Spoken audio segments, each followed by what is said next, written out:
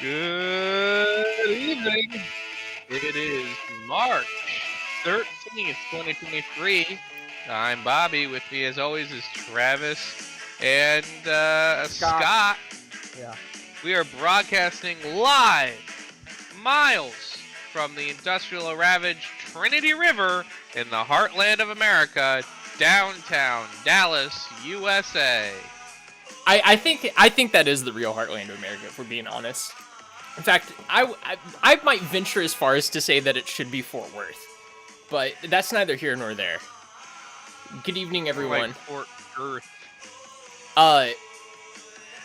Someone doesn't know about the stockyards and how quintessential we were to the cattle trade of the 19th century. All right, it was the bourgeoisie farmer paradise. All right, well, listen here, folks. We got to get something to wake these guys up.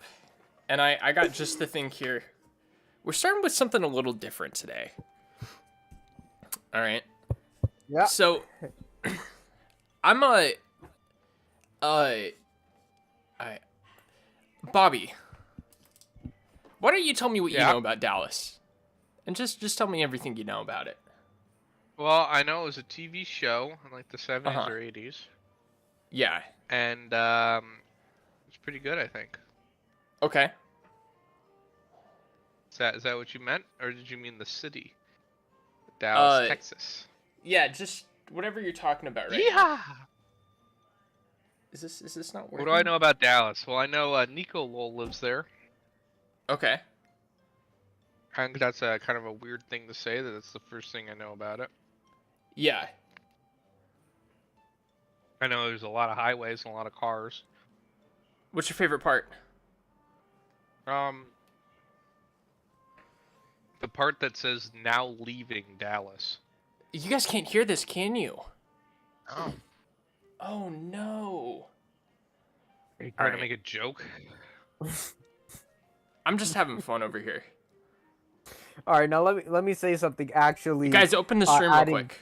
Open it on the browser. Oh, You'll see what I'm talking about. Oh my goodness. All right, so let me say something actually adding to the conversation of what Dallas is. So Dallas, Texas, great city, amazing. A lot of output, a lot of input. And I'm talking trucks, baby. There's so many trucks. On the stream. You can't? No, you can't hear anything. No. Lots of just trucks bobbing coming your head in. like a mentally disabled person. Lots of trucks coming in, lots of trucks coming out. I'm talking freight coming in, I'm talking freight coming out. You need food, it's going to get there. They're exporting goods, it's coming out of there. Switch sides, go to Laredo, Texas. Laredo, big produce capital. McAllen, big produce capital. A lot of output from those two cities. Texas is a great, great, great economic stimulator of the economy. I love the place. I think we should get rid of Texas. Well, Texas thinks the same way about the United States, but they want to get rid of it. Fence it off. No one gets in, no one gets out. Yeah. Could you hear it? Hear what? Can't hear anything, yeah. What? Hold on. So many... Oh, this is just a way for him to farm clips. Podcast. No, this is super sad. Okay, I'm gonna have to show you guys what's going on. The man spent 2 weeks fucking figuring this shit out, and he still can't get it working. Well, excuse me, man. Okay, look at the stream real quick. Man in a Pearl Jam t-shirt doesn't know how to turn on a computer. So, I had GarageBand playing, and I was doing an EDM set. I had it running into my audio interface over there, and it was like it got to the point where it was just clipping because I was trying to make it so you guys could hear it, and it was just clipping and clipping and clipping, and it's still playing right now. And you guys couldn't hear any of that. Hey Travis, yeah, no, can you point the camera back at your audio interface real quick? No, why? Just real quick, I want to see how you have it hooked up. Yeah. Yeah, point it back down so I can see how you have it hooked up. Okay. I see the problem. What? problem is you don't have any fucking disinfectant wipes. I can see the dirt on your desk, you fucking... Well, I wipe it down every 2 to 3 Vandermeat weeks. It's a dusty motherfucker. home. It's a Jesus dusty Christ, home. It's a dusty home. I don't know what you want Dusty from me. ass state. Fuck Dallas. Fuck Texas. At least you made your bed. Yeah. That's one thing I got from Jordan Peterson. No matter, what you guys want to say about him, what you want to take away from me, that's one thing he got right, and he continues to get right, is you should be making your bed. Speaking of takes from right wingers, What? I want to listen to this voicemail real quick. We got from a so-called fan of the show. Okay. Careful, it may not play on the stream. Lord knows I've experienced that. On the stream. So this guy knows that we broadcast out of Buffalo, New York, generally. Uh-huh.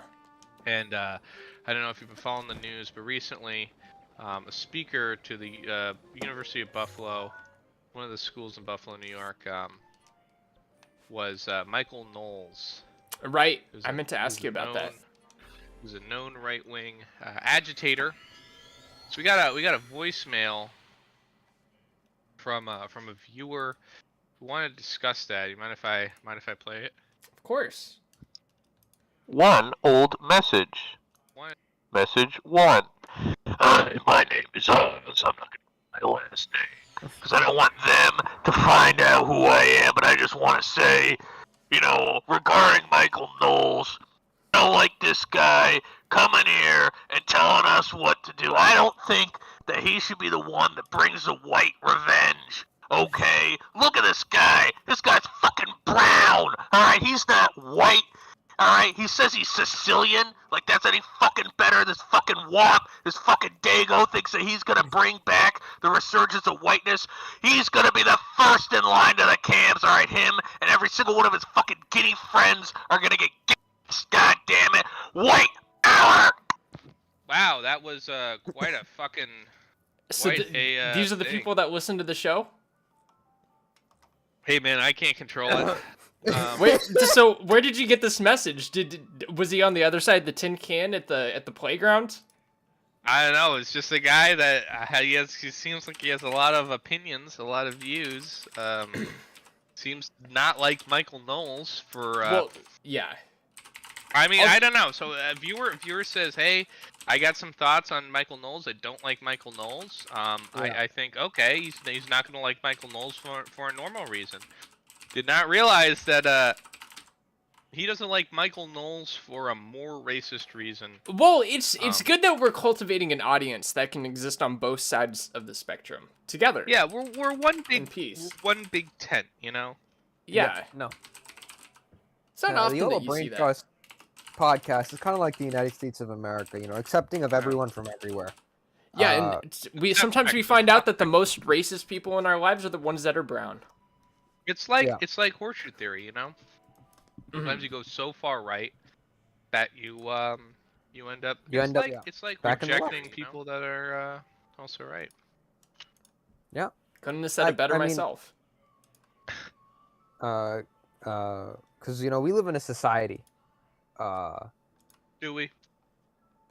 Yeah, we do. I mean, we're broadcasting live from the heartland of America, Dallas. So, arguably Fort Worth. Arguably Fort Worth. They're all just one big mega city, if you ask me. At the end of the day, with different zip codes. But it's in the shape of a penis. If you ever look at the highways on the map, yeah, it's in the shape of a penis. And that's something the fans can look up and wrap their heads around. Something to talk about. Yeah, Dallas is the balls, and Fort Worth is the tip. And Arlington is the shaft. Yeah, that's something I really hope our viewers can understand and ponder on, think about it, and then look it up again, just to see how much of a penis it looks like. And then ponder on it some more. Because if there's something that we lack as Americans today, is pondering on things. And, just thinking about it. Because, we all watch George Soros and Tucker Carlson on Fox News, and then we jump right to conclusions. But it's time we ponder on things a little bit more, yeah. Well, let's ponder on something here. Okay. Let's ponder on that voicemail that supposed viewer. Now, I did not Supposed. say friend. I thought this was like a verified thing. I mean, I don't know anymore, you know? I did not say friend of the show, I just said viewer, you know? We can't, Friend- this is a free what- country. Anyway, what let's does ponder on friend this. of the show mean? Can we what does that mean? Well, it means Oh, that Bobby is a friend of him, and he's watching the show. I did not say that. I specifically did not say that. Anyway, point is, let's talk about what he said. I think this shows the true hypocrisy of why you know, Nazi ideology and fascism will fail, because it is inherently an intolerant ideology. So eventually you have an in group and you have an out group, and if you're not in the in group, especially in the Nazi Party, you are removed from life, from existence. And the thing is, that in group can get smaller and smaller because you'll always need somebody to remove. So I think it's interesting with this viewer. You know, he thinks his in group is smaller. He might have the same concepts as Michael Knowles, but Michael Knowles is not in his in group. And I think that's interesting to think that there's a lot of these, you know, these right-wing broadcasters that don't fit an in group that they're preaching for. Look at Ben Shapiro, he's Jewish. He wouldn't last. Candace Owens, she wouldn't last. So, just interesting that they're preaching for their own demise in a way. I don't even know who Candace Owens is, if I'm being honest. Travis, what are your thoughts? There's a lot to take in there. My understanding is that it's all about wokeness, right? And quite frankly, that is kind of a problem. Can we? I mean, have you guys heard recently there was a bank that crashed just because Yeah. they went woke? And Can so we, when they came time for people to take out their deposits, they said, "Sorry, we went woke. Now we're broke." I mean, what do you do about something like that? Can we play that one Ron DeSantis clip? Just like the edit of him talking about being woke. You're gonna have to send it. Send it in the Discord. Yeah, And I'll I'll play send it right now. Hold up. Alright. That clip is so good. Oh my god. So, quite honestly, I don't really get what your point is, Bobby. Because wokeness, I listen to a lot of Joe Rogan, all right? And I like to think I'm really informed. One day I'm listening to Abby Martin. The next day I'm listening to Ben Shapiro. The third day I'm listening to Michael Malice. It's pretty all across the board. And something that no guest who maybe woke themselves is able to counter is the fact that wokeness is a problem in our society. So, I mean, what are you gonna do about it? We're really going for a demographic here, aren't we? Dude, check it out. We should do that as like a short. Yeah, remember that one commenter that was like, "Are you guys communists?" No, we're not. And I immediately backed down. All right, Travis, I sent over the clip. All right, Okay. We need to review this clip live on the air. All right. But you're gonna make me play it in Discord. That's It does go hard. That's I gotta pretty say. risky. I'm just gonna download this and open the Yeah, I new mean, window. it's only 18 megabytes. Well, the not problem is I'm huge. showing Discord. Yeah, well, yeah. Don't show Discord. Just show the video. Yeah, hold on. And Jamie, he's pulling the clip. He's pulling the clip right now. We do not surrender Be a real to the woke. Joe Rogan dad beating up his son moment when it was creator clash. Dude, that's one of the top moments of all time. Okay, so here's how we're gonna have to do it. I'm gonna have to share my screen. I'll share the media player so you guys can get the audio. Folks, we've got a complicated setup here. It's an expensive setup.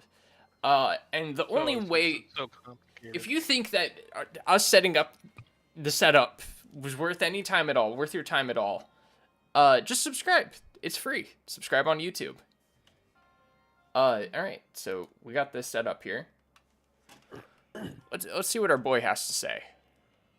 We do not surrender to the woke mob. Policing in the spotlight today. This morning, Florida Governor Ron DeSantis is in New York. The first of Why is he going to the woke city? In Florida, New our woke crime city. rate is at a 50-year low. And we've done it by our commitment to public safety and our support for the men and women of law enforcement. And contrast that to what we see in some of these other areas, which has had the polar opposite results. High crime, escalating rates. They are putting woke ideology ahead of public safety. That's big news. They are pursuing politics at the expense of the well-being of those who wear the uniform. And I can promise you this, that in Florida, we will never, ever surrender to the woke mob. Our state is where woke goes to die. Damn. So if I'm now. just because I have to be honest, the people are asking for honesty. We're gonna give it to them. Ron DeSantis is like the fruitiest guy I have ever heard. If you guys like open the stream, I'll show you what I mean. He always talks. He always talks like this, and he's got his head moving, and he'll like do like these exaggerated movements. Like there's one where he's talking about Anthony Fauci, and he's like, "We're gonna take that little elf, and we're gonna throw him into the Potomac." And he is just I mean, he's trying to hide the woke. If I'm being honest. Don't get started. Here's the other picture I'm sending now of what's his name? George Santos with the Oreos. Oh hell yes, the dude. Oreos? He looks so fruity. Oh my god. Well, George Santos, he is gay. He's definitely gay. His what do you call it? Not theatrics, but George Santos is this is the biggest insurance fraud scam I have ever seen. The whole thing was allegedly. His college roommate said all you have to do. He said to his college roommate once, all you have to do is get elected one term, and then you have like a pension for life, health insurance for life. You never have to do anything else. And so I think I don't know. I believe that he just is doing this just so that he could be a NEET for the rest of his life. Yeah, I love that idea.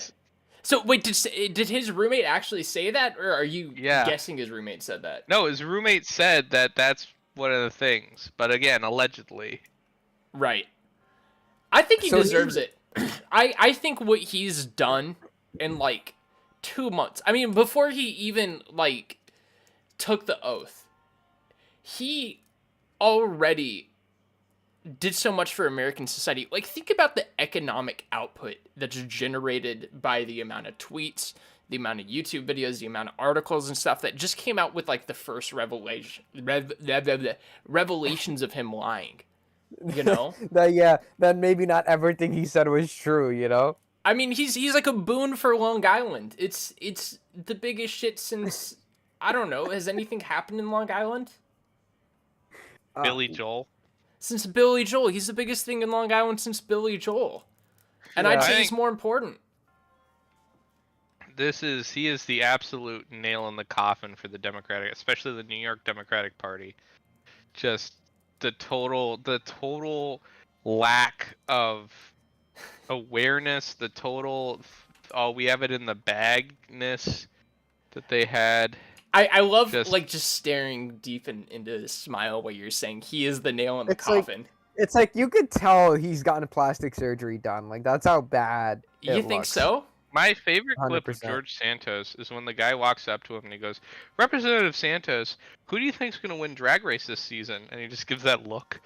It's like, I'm not following this season. Something like that. Hold on. Yeah, I was going to pull it up on my own. So, right, But if you pull it up, that's better. You go find it. I have a coworker who is gay. And he told me the only men that follow drag are gay. So, do you think George Santos is closeted or something? Because he's pretty out. 100%. I just posted the link. No, he's like openly gay. Is he? You're just now finding this out? Yeah. That's part of why he won. He's gay? You didn't know he's gay? I think the question at one point was was he lying about being gay? No, but I is he didn't know openly that gay? much. I don't know that much about him. I'm a New York State Democrat. I don't know anything about George Santos. I didn't care about him until he won. I love him, dude. He's my favorite. I hope I he becomes posted a Speaker link. of the House. You didn't care about him until he won, and then it was realized that everything he said was a sham. Hey, just want to shout out this bot. Thanks, bot, for wanting to give us some promotion of our channel. We Oh, love this bots. is the guy from the Instagram chat the other day, who's the head of like the CIA and DEA and all that. I'm pretty sure. We love bots. We love the views and the engagement that they provide. So thanks so much, bot. Yeah, man. Thanks. Hold on. Alright, we should I'm make going we to should make that guy a mod. swiftly. Yeah. Do not execute make a this bot man. a mod. How do I make a mod? You're gonna make a mod. Am I a mod? Hold on. You should be. I think so. Yeah. I wasn't even logged in. It's not letting How me do I mod him. I can't do I mod the ban bot. What happens if I mod a bot? Oh, I banned him. Oh. Yeah, I see. He banned him. All right. I'm not modding the bot. Don't mod the bot. That's too much power. You're asking for it to just take over the channel. Mod the bot. It's like giving a Roomba a gun. Do you think you'd pen his own message? You think it has you think it has like some sort of relay for if it gets modded, like what it can do? I don't want to know. I don't want to know. It just post the N word. So how do I get the promotion he was talking about? That's kind of a big deal. You gotta go to the channel. You gotta Yeah. go to his website, his scam site. Go to dogehype.com. Okay. We're not All right, doing that. play this. Yeah, well, I gotta switch my perms for you guys because if I it Should only I lets boot me up, share a media source for you guys. Should I boot up some Zelda right now while you're playing Zelda? Yeah, I don't think it's a bad idea. Okay, so we're gonna switch here real quick. We're gonna change windows. Folks, we are on the George Santos bit now. We are having a good old time. Excuse me. Did I get the right window? I think I did. Yeah. All right.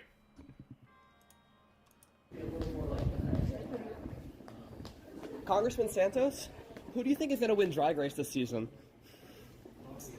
I have not watched the season of Drag Race. We had a great reply to I said this season. this season. I have not watched. You gotta read up. It's so like odd when he's being honest.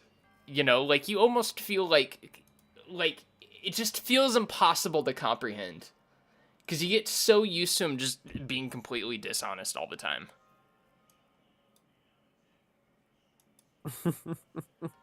No, he lies so much, his lies do become reality, and that's how he's able to just to lie so much.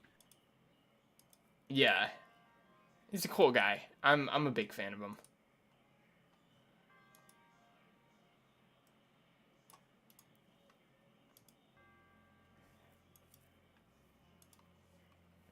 All right. I'm gonna boot up my Nintendo 3DS. All right, well, it's been a good podcast. All right, guys. Yep, job, great guys. podcast. Next week we're going to have George Santos.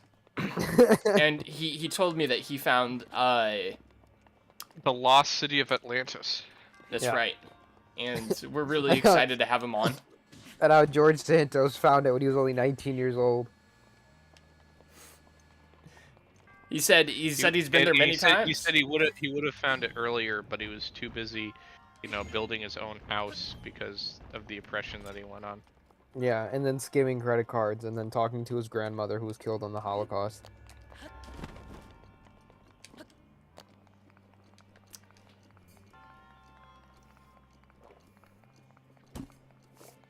All right, so, So- what else? What else did you want to talk about? Oh, I was going to say I had a bit of a secret topic planned that I can't tell you guys about. And so I don't I didn't come in with any topics for today, if I'm being honest with you. What's your secret topic? Well, it's not a topic. It's a full-on theme. All right, well, let's do it. Well, it requires a little bit of prep work. Oh, so you weren't ready. Well, I was gonna have it ready by Tuesday, but it's not Tuesday, is it? All right. Well, did you want Travis, to do you SVB plan? Travis, do you plan out your days in 15-minute increments? Like, all right, for this 15 minutes, I'm doing this. This next 15 minutes, I'm doing that. Why 15 minutes? Because it's what, quarter hours, right? 15, 30, 45, 60. Yeah, so you bump your hour into 4 tasks. In the short term, I might, like, in terms of, like, doing just day-to-day stuff, I might say, I'm gonna do this, and then next thing, I'm gonna go, you know, clean the bathroom, I'm gonna go take a shower. I mean, I'm pretty meticulous with my schedule. I don't know if it's normal or not. I don't. I've lived a life of not really going by a schedule. So maybe I'm just different. Maybe I'm the idiot here for not having a popped out schedule. But I don't know. I just live my life one day at a time. So do you like the spontaneity of, you know, surprises and 1 minute you're doing something, next minute your plans change, you're doing something else, or just kind of playing it by ear? I guess it really depends on what it's about. Yeah. If it's like business related, where all of a sudden I have to fill out like a mountain of paperwork for this thing, like, oh, probably not the most fun thing in the world to do. You know, but if it's like podcast related, you know, I wasn't doing anything else, and I'm like, oh, podcast on Monday, cool, let's go. Right. Yeah, I'm a real weirdo when it comes to scheduling. And I don't know if it's just a me thing, or if there are any other people out there like me. I don't know. Maybe it's like an OCD thing. But I get really big into like planning things in advance. What? The funniest part is you said 7, and then we weren't ready to stream till 7:35. And it was just we didn't actually start the up. stream until like 7:45. So. Well, yeah, but that's because I have a lot of prep work. I get optimistic about how long it's gonna take me to do the prep work. Just one of those things. So what you're saying is you get anal about planning, but then at the end of the day, you're still a piece of shit. Depends on your definition. So you think I'm being a piece good of one. shit? That was a good one. Thanks, shut. So no, why don't you explain to me what that means? He was just making a poop joke. What? No, he called me a piece of shit. That's a little bit more personal, don't you think? Well, I'm just goofing and gaffing, you know. Is that really a goof? Well, if you get too offended by it, then don't let yourself be a piece of shit, you know. Just saying. Interesting. Now imagine you replaced piece of shit with being gay. If you're offended that people are mad at you for being gay, just stop being gay. What? Wait, then what Bro, would the you're woke? totally honest with it, man. Yeah, then I mean, just think about it. That's not the right ideology. I'm trying to think about it. I'm not having much success here. Yeah, me either. Yeah, see, this is what I mean. You guys don't ponder on things enough. If you pondered on it for long enough, you'd get what I was trying to say. Well, then why don't you tell us? Why don't you tell us what it means? So basically, right? Basically, yeah. If someone doesn't feel right being called something, right? Mm-hmm. And you said that, why'd you call me a piece of shit? That's personal. And then Bobby just really didn't explain it. He just goes on like, oh, maybe try not being a piece of shit, right? That's not cool. That's not cool, man. And now imagine if it was for something else, like some things people can't control, like being gay. If you said that to someone that was gay, it'd be totally screwed up. I mean, you know, you'd be so canceled. you're saying it's not a choice? Being a piece of shit is not a choice. No, that's a choice. No. I'm just saying if the roles were reversed a little bit, you know. Mm-hmm. If we were in a completely different hypothetical situation that you just made up. Yeah. Yeah, I guess you're right. It would be, Yeah. but also, in that hypothetical situation, I would be the king of England, so it wouldn't matter. No, that'd be a different hypothetical. That's a different pondering thought.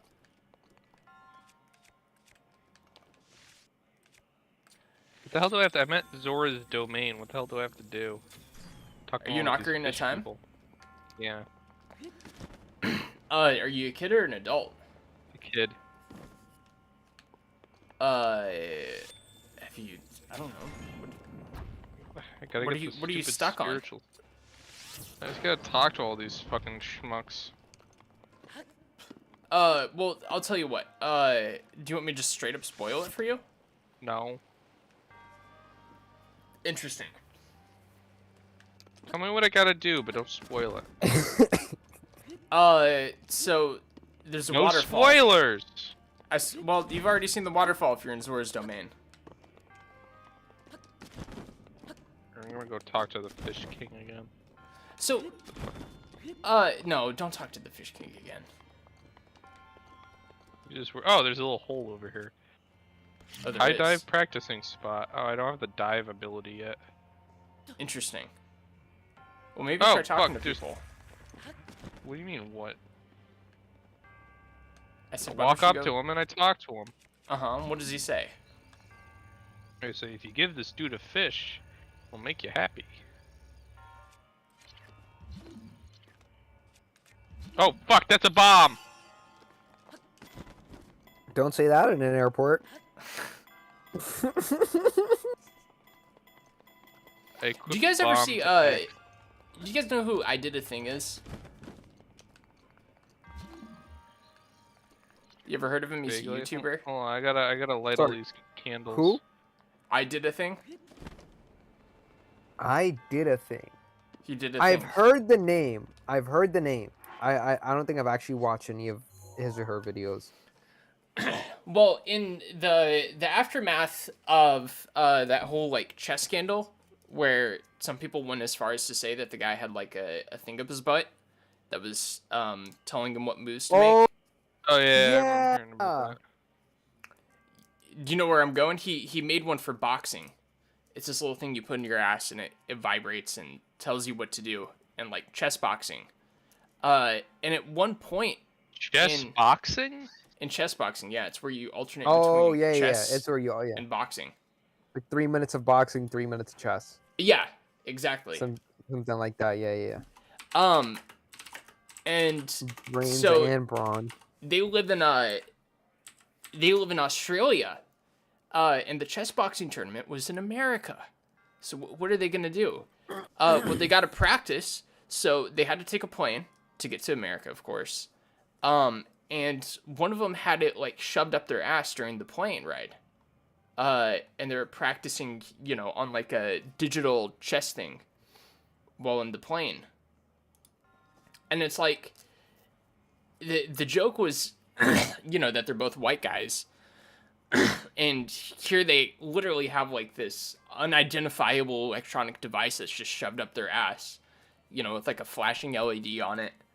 And just no one bothered to do anything.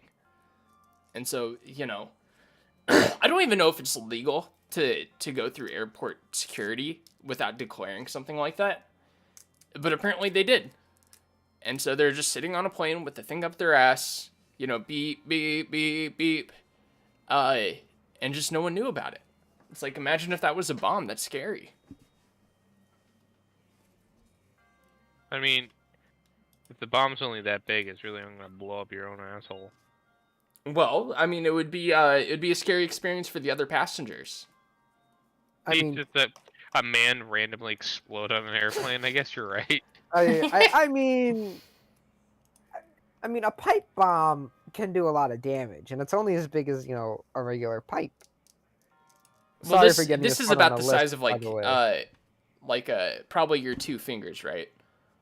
Like if you see the stream, it's like my middle finger and my index finger together. Show me how it goes up your asshole on live on camera, Travis.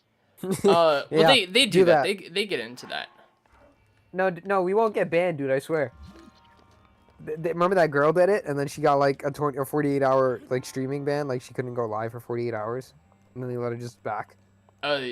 a girl shoved a vibrator up her ass? No, like she was legit now like having sex on Twitch, like live on Twitch. Oh yeah, her. Yeah. Best part, Yeah, it's a little my different. understanding was all marketing, baby. It was all marketing. I think so, yeah. I mean, I don't know if she ever said it was. But I mean, what else could it be? Well, because I think Twitch pushes an agenda of being a softcore pornography website under the rules of it being a live streaming website. That's what I think. You're gonna have to explain this one to me. So, why would they make a whole category for hot tub streaming, which is literally just softcore pornography? Mm-hmm. It's just women in bathing suits bobbing around in water, taking requests to do things. If that's not parasocial pornography, then I don't know what is. Well, I mean, to some degree it is, but I mean, that's not the whole website. To, like, reduce it to that is like saying, like, Amazon is all, like, protein powder. You know, it's a wholesaler disguised as, like, a protein powder retailer. Or Okay, other way around. Okay, but the way they promoted it was definitely not something that a family-friendly site should be doing. They made its own category, all right? They made a hot tub streaming its own category. Yeah, but I mean, what, you have to be, like, 13 to use a website? What? You have to be 13 to use a website, I'm pretty sure. Yeah, that's COPA. This goes into the old, this goes into the Section 238 law debate. All right, what's Section 238? The idea that... Was it Section 230, right? Yeah, sorry, Section 230, yeah. The idea that online platforms are not responsible for the content that's created by users. But where do we draw that line when those online platforms are doing stuff with the content? Like creating a hot tub streaming is what people would consider that, what you consider that, a way of generating their own content off of it. I just fucking did that! What the fuck? Oh, this is bullshit, man. I lit all those candles and it didn't fucking work, and now it finally is fucking work. Alright, I threw a bomb again! Is this on your 3DS? Yeah. Yeah. So, do you know how they define the limits for that? Well, the Supreme Court there's a Supreme Court case going on right now to Well, the Supreme Court is filled with a bunch of dumb old people. Well, yeah, there is a Supreme Court case going on about it. And my understanding... Are you aware about it, Shaw? I am not.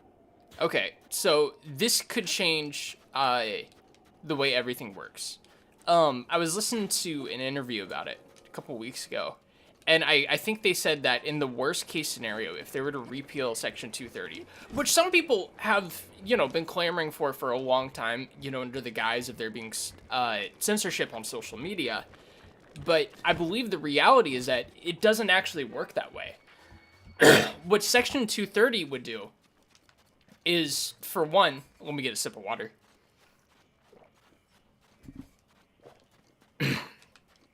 Section 230 is what allows things like algorithms.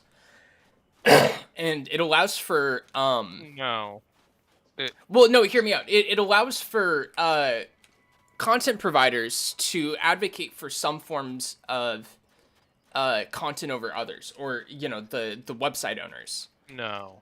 That's part of it. There's two cases going on right now. But the big thing, Section 230 allows for user-generated content in and of itself at its most molecular form. So the idea is, the way, and this is, I'll just use the way that the New York Times have explained it, because I think they're explaining it in the way that the law was kind of written. So you have two opposing concepts. You have a newspaper and you have a bookstore. Now, the way the newspaper works, you have an editor-in-chief and the editor-in-chief will compile the newspaper, and they will take a look at all of the articles that are being written and make sure that they're fit to be published, and they will basically have a full hand in publishing everything that goes into that newspaper. And on the flip side, you have a bookstore. And a bookstore, they Right. don't review what's in the books, they just sell them. They don't, and nobody, if there's a book with some bad content in it, nobody blames the bookstore for selling that book. That they don't, the bookstore is not held liable for what's in the book itself. They're just a place that you go to buy books. So Right. the idea is where. So then, what about school libraries? Huh? Who's responsible for the Well, books in the school library? let's not get too far from the subject. Yeah, you're digressing. So the idea is well, a library in generally a library is not held responsible for what's in the content of the books, right? So Section 230 makes it such that website owners are not held liable for what user-generated content that they did not create themselves, is written on their website. So that allows for the sheer ability to have user-generated content. Because otherwise, without that, all websites would operate like a newspaper, and the newspaper owners, the website owners, would have to basically moderate and check every single post that ever happened on that website. So Discord literally could not exist because every single post that we post on Discord, every single thing that we say on Discord would have to be checked. This wouldn't exist. So the idea of not having any Section 238 would completely remove any and all sort of basically any chat application, any website that has any sort of, peer-to-peer chatting or user-generated content. So there'd be no social medias. No social media, period. There wouldn't even be instant messaging applications, because technically you could say that, well, if somebody said something to somebody else on your platform, you're held responsible because it was still said on your platform. So there'd be no instant messaging, there'd be nothing, none of that. No communication of any sort on the internet. It would all be factually based, stuff. It would all be like, basically newspapers and websites that are static. And something I've heard as well, and I think this pertains. There's one Supreme Court case about I think the family of a victim who was in like some terror attack, and it was about how this person how the perpetrator became radicalized online. And the idea is that YouTube promoted this content. It showed up in their algorithm. It gave this person an opportunity to become radicalized, and therefore they are responsible for this. So it's also approaching it from that front, and the idea of them being able to, if you want to take like a library, for example, or a bookstore, putting a book on the end cap, right? Or putting it front of store for people to see. And they're saying, real quick, let me... yeah, I'll let you, because I have a rebuttal to that, but I'll let you get the actual point out. So yeah, and in the interview I was listening to about like what the implications of this Supreme Court case could be, is that you could see something where it goes from, you being recommended like actual relevant content, and, having a feed where you can connect with stuff that you're actually interested in, or, that would appeal to you, and it would start looking more like an old RSS feed, where, stuff's kind of thrown at you, it's all organized, and you kind of have to go out of your way to find it, or already know about it and subscribe to it, rather than, your interests matching with a creator out there, for example. And that's it. So the way that I would argue with it in terms of so right now, so I mentioned the newspaper thing. So Section 230 makes that websites are more like a bookstore, where the website owner allows for a platform for you to create content, basically have books in the store, and if your book has bad stuff in it, right? If you read the Anarchist Cookbook, the website owner is not, the bookstore owner is not liable for that content. You would be the one that is liable for that content. And so in the bookstore analogy, I would say that the algorithms, and especially the search algorithms, because the one thing was with the radicalization is YouTube doesn't just, out of the blue show you ISIS videos. You do at the very beginning have to tell YouTube that you are interested in ISIS videos. Right? At some point you have to say, this is what I'm looking for. And then YouTube says, oh, you're looking for this? Well, here's this. Here's some other stuff that's similar to it. You might like this. So, to a certain extent, you have to ask for the ISIS videos. Now, maybe not the ISIS videos in and of itself. Maybe you start out something lesser, and then it goes on to ISIS videos. But you still, YouTube, none of the algorithms just give you ISIS videos. And the way that I would say that is similar to, if I went into a bookstore, right, and in the New York Times Daily episode, they kept mentioning sports books, so I'll use the sports books as the analogy. Mm-hmm. And I walk up, and I'm looking for a sports book, and I walk up to the one of the guys who works at the bookstore, and I say, hey, I'm looking for sports books. Where do you keep the sports books? And he tells me where they keep the sports books. That does not make that employee complicit to what is in the sports books. He's just letting me know where they keep them. He's just helping me find them. They're in the bookstore. Nobody would say that, oh, you told me where the sports books are. There's a sports book that tells me to kill myself.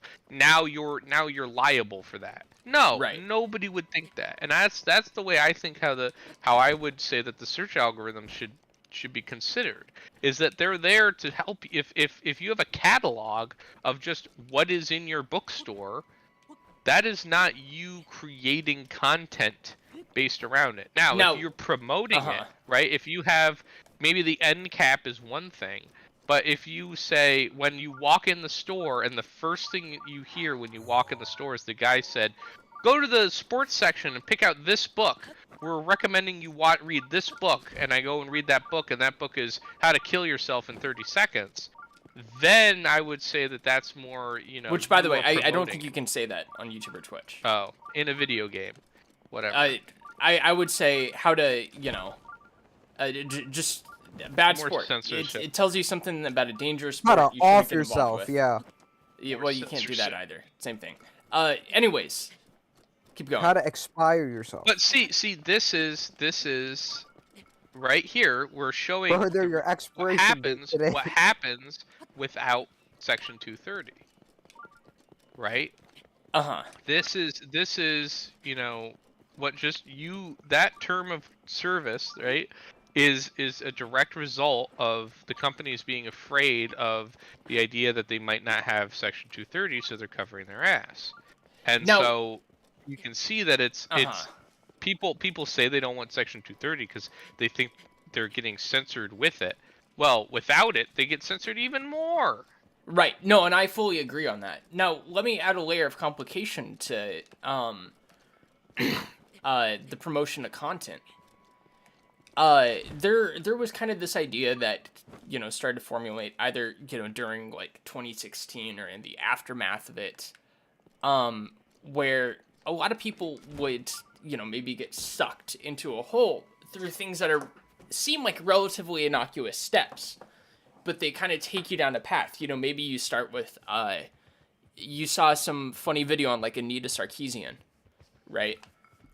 You know who she is, right? Yeah. And then, so you go watch that, and, the person presents things in such a way, maybe they put something out of context. Maybe she did say something dumb. I don't know. I don't remember that era very well. But then in the recommended, it says, SJW is getting owned by insert, right-wing commentator here. And so you start watching that, and, it just continues, and you start getting more and more stuff like that over and over and over again. And then all of a sudden, it's been so gradual that you don't even notice it. But all of a sudden, now you're watching, like, fucking, I don't know. You're just watching, like, schizophrenic content that, is hardly tethered to reality. Or you're watching some, like, flat earth video, for example. I think that was one people reference a lot, or, you end up in QAnon or whatever else. And it's like, well, how do you prevent that side of things? Or do you? Do you just have to hope people have better media literacy? I mean, so I think that goes to just the idea. Part of that is, once again, everything goes back to the Reagan administration. Mm-hmm. But I'm a big fan of that sort of stuff. Yeah, I mean, mentioning that everything pretty much goes back 40 years. During the perfectly. Reagan administration, he got rid of the Fairness doctrine. And, yep. Yep. And so I think that the fairness doctrine would have helped there, because it would have said that no, you have to, provide both sides. And again, that would have been from the book level, right? Not necessarily the right. I was going to say, level. Would that apply in the internet age? So that Anita, our Sarkeesian guy, the guy that's making the video about Anita Sarkeesian, and he takes something out of context and it's not correct, he would get in trouble, right? The quartering would not be allowed to exist in terms of as a content. His content would be basically illegal. The government, the FCC would say, no, you have to do this way. And that's how you would have gotten rid of the misinformation. The problem is the misinformation. The fact that you're legally allowed to lie on the internet, and there's nothing anyone can do. And the idea that there's this thing that people know that it's... Oh, hell yeah, I got a scale. Hell That's yeah. how you do it. You figured it out. That's how you do it, okay. So, like... What was this? Oh yeah, basically the problem is people know that you can lie on the internet. It's just like conning somebody. You know there's a scam going about, but you think you're smarter than the scammer, right? So you say, oh, I'm smarter than the scam, so I'm not gonna get scammed. I know somebody's lying, but I think the lie is coming from the people that are telling the truth, not the people that are actually lying to me. Because the people that are lying to me are saying, whoa, you're smart enough to figure out that there's lies here. Right. Yeah, something doesn't add up somewhere, along the way.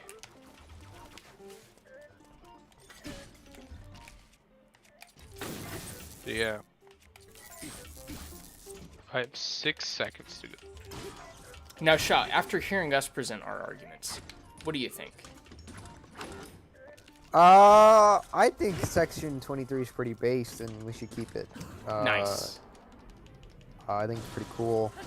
If we didn't have it, we wouldn't have things like WikiLeaks or 4chan. Well, WikiLeaks may be kind of I don't know. I mean, Julian Assange, was probably the odd exception to that rule. Well, they killed him, so... what do you mean? No, he's still alive. He's still alive. Oh, sorry. I got it mixed up. That other guy. What's Wait, what?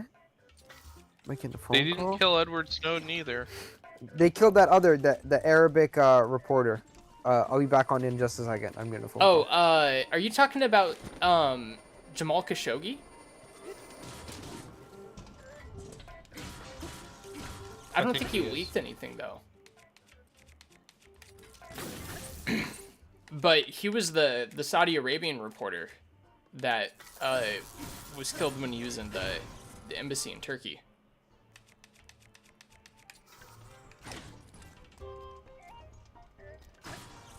Have you played the 3DS port of Ocarina of Time? Most of it. I think I got up to like the Fire Temple and then my cartridge popped out and I saved in like 2-3 hours, and so I just kind of stopped playing at that point. What? Do I think it's a good port? Belly. Is that what you said? Yeah. Yeah, I mean, I think it's a good port. I'm partial to the original, but that has a lot to do with I'm just a fan of like the Nintendo 64 art style. I don't quite know what it is, but there's something about it where today you can still go back to it, and compared to like a a PC game from that time or a PlayStation 1 game, it's surprisingly, like, well done. You know, the shapes make sense. It's easy to make out faces. It's just, it's almost kind of like, you've played Wind Waker, right? No, I've seen it. I've seen parts of Wind Waker. But, so you like Wind Waker. Can you pause that? Can we make a Zelda tier list real quick? Yeah, give me just a moment. I'm about to fight him. Or I'm about to beat him. But Oh where I'm going God. is, you know, the Wind Waker art style. It's been, Yeah. you know, it was controversial when it first came out. But it aged really well. It aged really well because it wasn't trying to be perfectly realistic. And if you look at the N64, I think there's something similar going on there. I think there was an element of realism that they were going for, but they knew they couldn't do it. And so there's a bit of like a almost like a cartoonish style attached to it. I think Majora's Mask amplifies what I'm talking about better than anything else does. And it's just, there's something comforting about it. It's a really pretty art style. I like it a lot. I think Breath of the Wild is the closest modern analog. And the reason I say that is because there's an element where they're trying to get realistic in Breath of the Wild, right? But they're also kind of harkening back to the cel-shaded thing. They're embracing a bit of the more cartoonish elements at the same time. And it's kind of like walking this tightrope between realistic and, like, you know, kind of cartoony. Does that make sense? Yeah. Yeah, hold on. We'll do a Zelda tier list. Shaw's gonna love it. So stupid and nerd.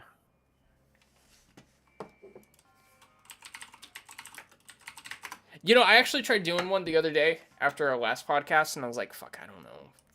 I don't know what to do.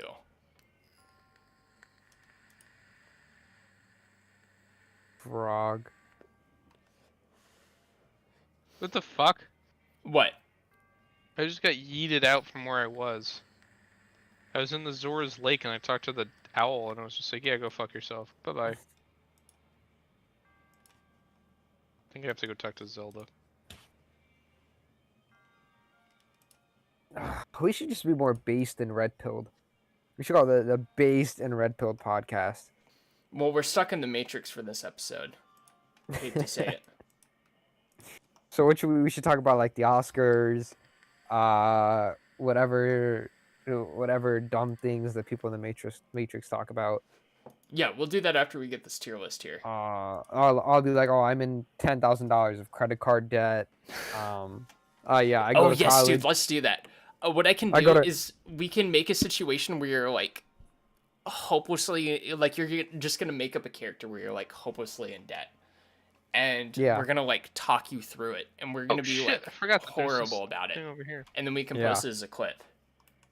Oh, perfect. I'll talk about how I'm at 90 grand in student debt for my pottery degree from the University of Southern California, where I dormed because I lived in Midwestern Oklahoma.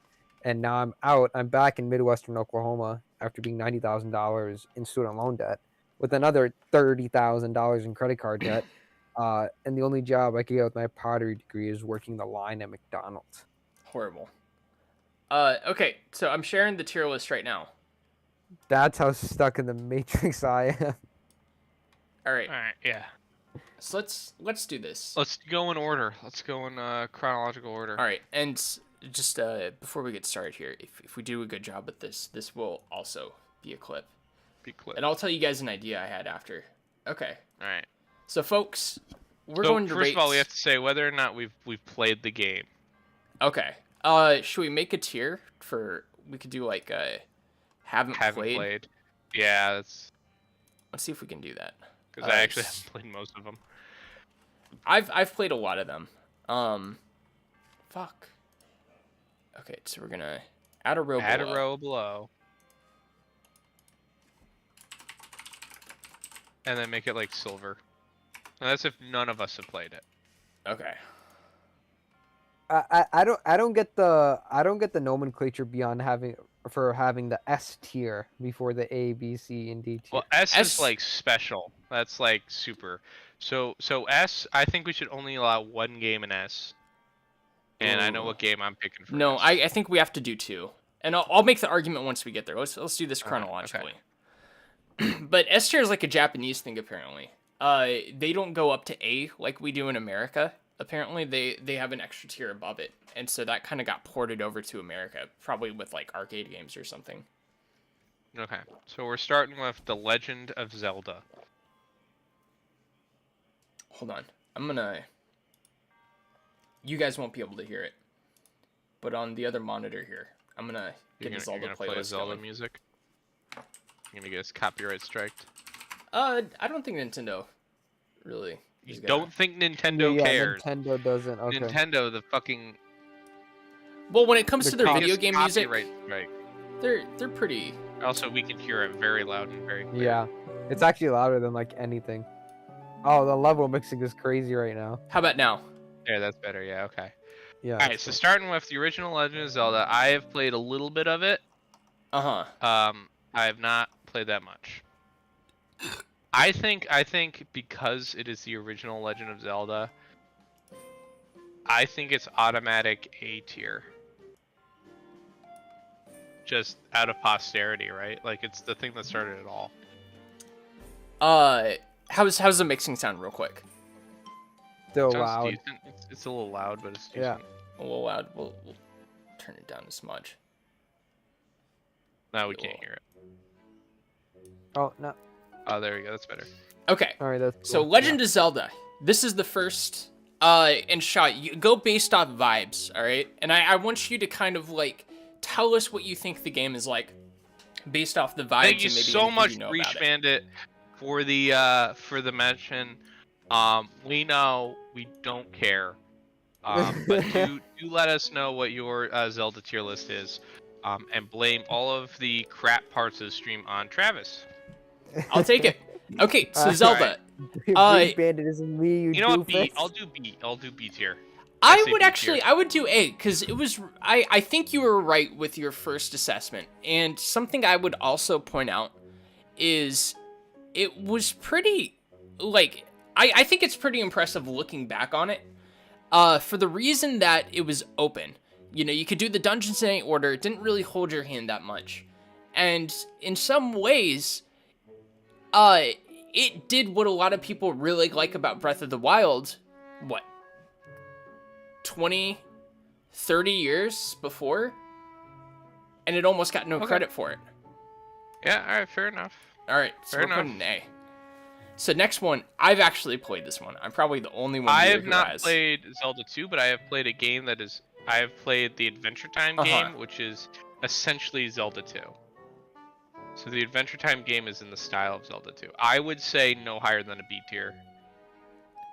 I was never able to get very far. It's a very abusive game when it comes to lives. A lot of one-off mechanics that you don't really see anywhere else. I'm willing to put this one in C. I'll go C. I'm fine with C. Okay. So The Legend of Zelda, Adventure of Link, Z. Link to the Past, third game. Link to the Past. A tier for me.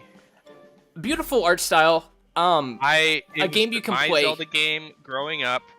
As a kid, I never really got far, but that first dungeon, the very first dungeon, will live with me forever. I love that so much. It was so great. Yeah, A tier for me. If not S tier, but I'm gonna save S tier for a couple of games that I think are even better. So I will say I own the cartridge. I've never had an SNES. But I own the cartridge. I had it on the Wii Virtual Console. I've never beat it, but I've always been a big fan of it. I beat it once when I was right before I played Link Between Worlds. I finally got around to actually playing it for reals and beating it. Because there was a couple of parts where I was just young and I was stupid and I didn't realize, oh, I'm just supposed to do this and I can progress. Yeah. So I'd say A tier. A tier. We're doing it. Okay, so what technically came next? I think Link's Awakening. Link to the Past, Link's Awakening came next. So, Link's Awakening. You ever played it? You have any thoughts on it? Yes, I have played it. I would say B tier. Technically, I don't even think it's a real Zelda game. Like, it didn't come out as Zelda. It was originally a different game, and then they rebranded it to Zelda, I think. I don't know. I don't know. I would say B tier. It's good. It's very good. It's definitely better than Zelda 2. But I would say B tier. I never really fell in love with it. It's cool. There's a lot of cool spots. I never beat it, but it's all right. Oh, this is a hard one for me because so one of my friends had it on the Game Boy Color disc. Two of my friends had it, and at different points, I borrowed each of their cartridges, and I eventually got the remake on the Switch, and I beat it. I'm a big fan of the game. It's really weird. There are some mechanics I really want to put an A, but just for the sake of agreement, I'm willing to go down to B, just because there's a lot of very obtuse puzzles. Some of the mechanics. You know what? Can we drop Link 2 to D? Let's do that. Yeah.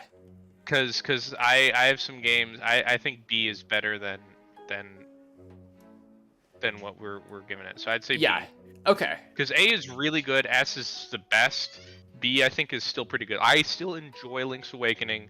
It's a good game, but it's just great game. Not as good as Link to the Past. And there's another B game that I know on this list I'm gonna want to give. And a B, you know something too is it's like trying to rank Beatles albums. It's like there's such a high barrier of entry, anyways.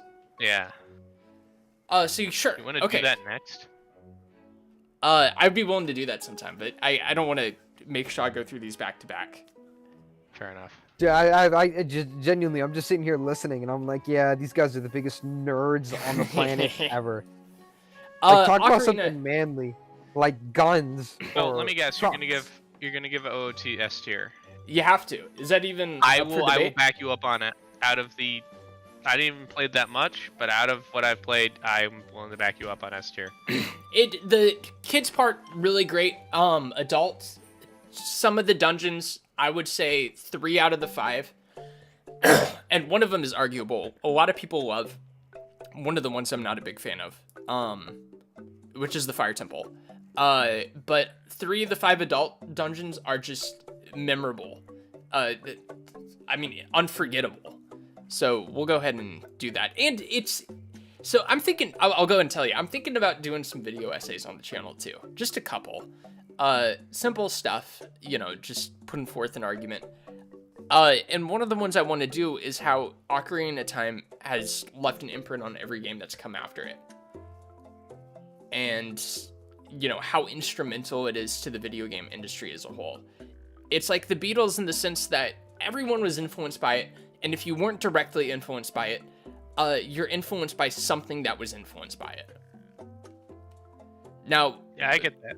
Majora's Mask, I'm just going to start by saying I think it should be S tier too. I see it in Ocarina of Time is inseparable. I don't think you can put Majora's Mask as S tier. It's not nearly as consequential. It's a lot shorter. I've never played it. I know what it's about. I know it's a lot shorter than Ocarina of Time. I know it's a lot smaller than Ocarina of Time. If you're only looking at the main story, but where Majora's Mask shines is in the side quests. I mean, there's a side quest that's a main story in its own right. And it's, let me make this pitch. The game works on a 3-day cycle. And because of that, so many NPCs and characters are scripted from, sun up to sundown for an entire 3 days.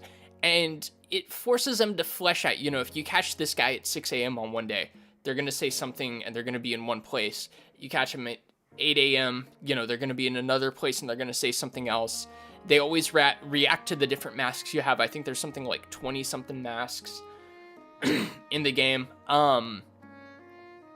It's incredibly interactive, and it makes you feel like you're changing the world. It feels dynamic. And they really took the technology to the fullest extent. I thought the whole game had to be played in 3 days, like in 3 game days. I mean, what happens is you get to the end of the 3 days, or you get to, a stopping point where you feel like you've done enough for a cycle, and you play your Ocarina, you play the Song of Time, and it resets the clock. And so but you don't see lose these people. Your progress. No, not really. I mean, if you're like in the middle of a dungeon, you'll lose your progress in that. But for example, if you get the item in a dungeon, that goes back with you. If you complete a dungeon, that saves. You don't have to do everything again over and over. If gotcha. If you know what you're doing, you only have to do it once, which, I mean, if you played it, you would have no problem doing. Alright, well, you can give it A tier then. I mean, I haven't played it, so I don't know. A tier or S tier? Whoa! I said A tier. I can't. Come on, man. It's not my nearly no compromise. Yeah, I Seriously, feel like you can't. over Ocarina of Time. We'll put it slightly behind. All right, put it in the haven't played, because I don't know. I think S tier is reserved for 2 games. Here's what we're gonna do. Whoops. You said it's reserved for 2 games? Yeah, because that's. I mean, you know what other game I'm gonna put in there. Hold on. We're gonna do this. All right. We're gonna You're gonna add a add row a row. below, and You're gonna call that row like A+. no consensus. S tier. And I'm putting this here. Change Okay. the color, make it. Yeah, you're right. Alright. Okay. What's so next? We got the Oracle games. Oracle of Season and Ages. I've never played that. I've played Ages. I enjoy it. It's been a long time. I don't remember enough. I'm willing to just toss it in, let's say, C tier. It's gonna come out I haven't on the played Game Boy either of emulator them. on Switch soon, and at that point, I'm gonna play both of them. But until then, you know. Then we have Four Swords. Four Swords for me is a C tier. Which one's which? Four Swords. Actually, no. Four Swords is a D tier in my opinion. I'm willing to give it that. I don't know if I've played. Which one was the one? I think I played Four Swords Adventure, and I'm Yeah, gonna. and we can give Four Swords Adventure C. Yeah, And because we'll I talk- played we'll it with talk some more friends. about this. We'll talk more about this when we get to that. Okay. So then it's Wind Waker. I've not played Wind Waker. Beautiful game. I would recommend it. It's one of the Zelda games that, if you were to package it in a box for a Switch and put it out there, a lot of people would believe it's a new game and they love it. Especially if you did some light, remastering work, which they did with the Wii U. For that reason, I was hoping that would be your S tier pick, so I could put in the no consensus S tier. But in the very least, I think it deserves A. It's a fucking fantastic I'm fine game. with that. I've never played it. I've heard it's meh, but coming off of Majora's Mask and stuff, because I've seen the art style. But I do like that they kept thematic with it into Phantom Hourglass, which is a few games down. Sure. So after Wind Waker is Four Swords And I should add, Adventure. real quick, I'm thinking about doing a full playthrough on stream of Wind Waker. Not with you Four guys. I do it Swords- separate. Four Swords Adventures, I will do C tier. It is a gimmick game. Both of them, Four Swords and Four Swords Adventures, are gimmick games, not real Zelda games in my opinion. I enjoyed They Four Swords are- Adventure. There's Zelda Light. I enjoyed Four Swords Adventures. I played it with friends. You have to play them with friends. I mean, Yep. That's the only way. They're multiplayer Zelda games. They aren't real in my opinion. They have dungeons-ish. They're Diet Zelda. They're meh. But in that regard, Four Swords Adventures is objectively better than Four Swords. It has more content, and it is upgraded. It's easier to connect. You don't need the fucking link cables. It's all wireless. But still, either way, they're both very gimmicky. They're both very meh, in my opinion. I'm not a huge Four Swords fan. Like I said, I've played them. They're fun. They're definitely fun, but they did not feel like full Zelda games. Right. I agree. It's fun. It's great with friends, but I think it was more sense in when it was contemporary It was what was going on. absolutely perfect for what they were designing it for. Yeah. Which was a portable Zelda game that you can pick up and play like a mobile game kind of thing. Back Well, this when one, I think DS Four Swords and the Adventure Game was on Boy- the GameCube. With Was on the the Game Boy GameCube? component. Yeah. You had to hook up with the link cable. Okay, I'm thinking of there was a Four Swords Adventures like port to like DSi or something like that. Oh, that they may have done that. I don't know. I Hold on, believe let me check because I actually have my 3DS open and I can let me hit save on Zelda. Now, and I don't know then if you can go hear into the music right Four now. I can. It's very loud. But this is from Wind Waker. And one thing about Wind Waker, the soundtrack, it's right up there with Ocarina of Time. If you were to base this solely off soundtracks, Ocarina of Time and Wind Waker would almost be neck to neck. Wind Waker has So- a fucking great soundtrack. We keep saying Four Swords Adventure. I got that mixed up with what I was thinking was I had Four a feeling Swords you were. Anniversary Edition. Oh. Well, we'll just say Four Swords Adventure and leave it at that then, because I don't think the other one pops up here. Because Four Swords Anniversary Edition is is a remake of Four Swords for the Nintendo DSi, as I think it was freeware. Came out just during the anniversary. They gave it out for free for the DSi, and it was basically just a port of Four Swords. And I'm still willing to keep exactly what I said, because I'm sure Four Swords Adventures had more content for the GameCube. But either way. Hold on. Next up is the Minish Cap. Yep. I'm playing it right now. I'm on the 5th dungeon. I wouldn't be surprised if that's the end dungeon. I would say at least B tier. I'm not willing to go lower. I would be willing to go to A tier, but B tier is my lowest. Playing it again, I think it's a great game. But I think it's missing a couple of the standout Zelda qualities, so I'm willing to settle on a B tier. I grew up with that game too. That was another one. I love that game, but yeah, it's not a huge Zelda game. It's a portable Zelda game. All the portable Zelda games are always going to be a little bit less because they were built for handhelds. Yeah, but for the most part. I still love Minish Cap. I thought it was a great game. Great dungeons. I love the Minish. Can we throw some Minish Cap a soundtrack on, actually? Can we swap this for the Minish Cap soundtrack? Let me see if there's some Minish Cap music in here. There is. I love that soundtrack. I loved the Minish, mechanic. I love the character of the hat. I forget his name, but I love that character. It's Ezlo. Yeah, I thought he's the way less annoying than Navi, but way more fun. Yes. Yeah. I love. All right. Big Minish Cap fan.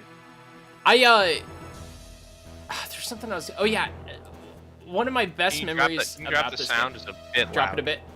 One of my best memories is my parents promised to get this. Can we not do dungeon? This is a little too aggressive. A lot of the music's like dungeon there music. We go. Yeah, this is good. It's better. Here, we'll start right here. There, this is good. But I got the game for going with my parents to see their friend playing Waxahachie. And I was kind of pitching a fit about it, trying to leverage it so I could get Minish Cap. And I got it. I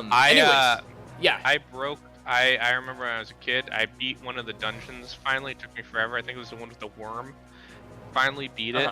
And I did like a trick on the stairs, and I broke my Game Boy Advance. And what was the trick?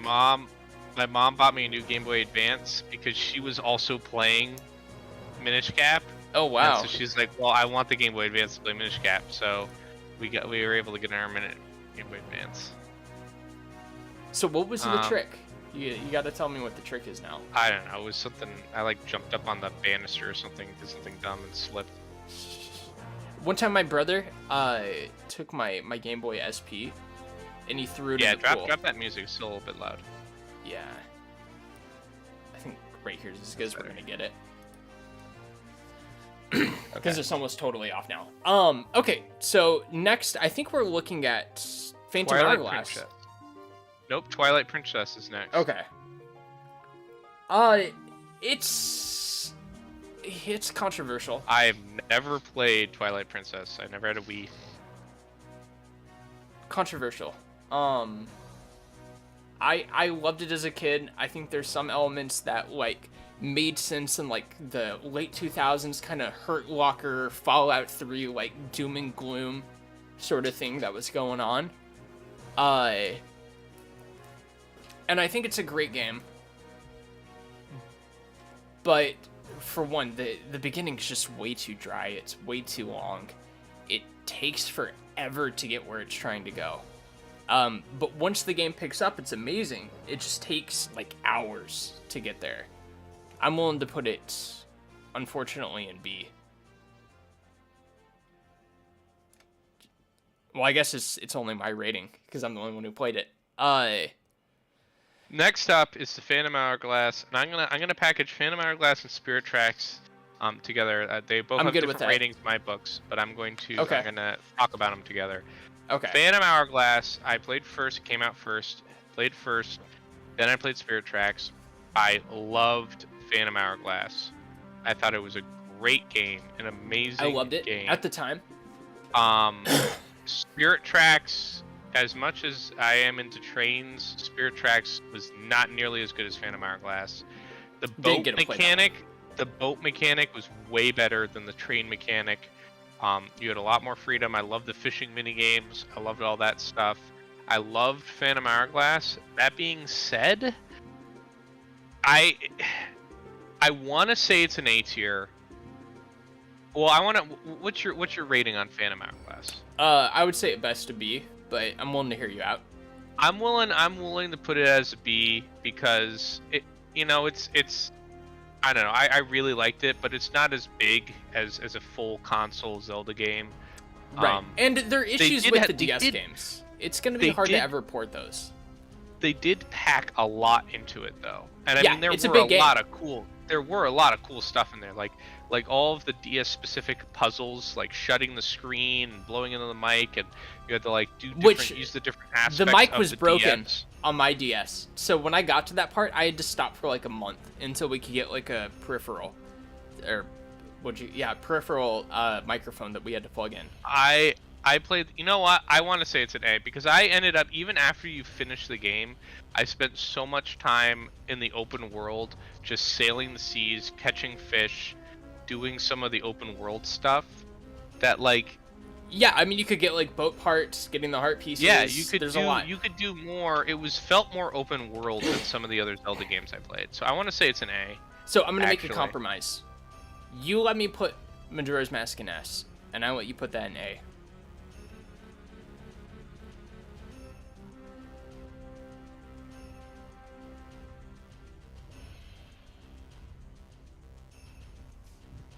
All right, you got yourself a deal. All right. Whoops. Thank you. That no consensus S tier. Well, I guess keep the S tier. We'll keep it for now. Now. Okay. Spirit Tracks C tier. C tier. I'm good with that.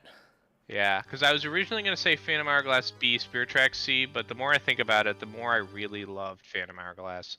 Spirit Tracks did not live up to it. And the other thing I loved about Phantom Hourglass that I said I was gonna. Oh, this is Link to the Past. The music? Is this not Link no, to it's the Past? actually Minish Cap. But I'm sure This they is Minish reused Cap. some songs. Yeah, it just sounded like. Well, the beginning sounded like Link to the Past. Oh, I was just listening to that song. It's this old. I'm gonna see if I can Anyway. get. Here we go. Ooh, that's, yeah, I love this one. Yes, okay. This brings me back. This Minish Cap. What do you think, Shaw? He's gonna be back in approximately any minute now. Anyway, so here's the other thing that I want to say about Phantom Hourglass. I really liked, even though I had never played Wind Waker, it was obviously set in the same universe as Wind Waker. It was the sequel Takes to place Wind right Waker. after. Yep. And I enjoyed that. I thought it was pretty cool. I think that makes it cooler in my opinion. I think that makes it like a true it's like the first Zelda sequel. Right? Well, no, technically is Majora's Mask a sequel of Ocarina of Time? It is a direct sequel. That's part of I think what makes it so compelling, and why I view the two games as inseparable.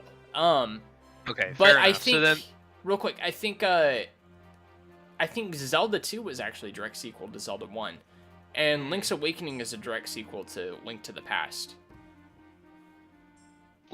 is Link's Awakening a direct sequel to Link to the Past? I thought Link's Awakening was different. It was like because he's asleep or something like that. Yeah, no, he fell asleep at sea, but it was the same Link from Link to the Past. Well, I don't know. I feel like it's not as direct of a sequel as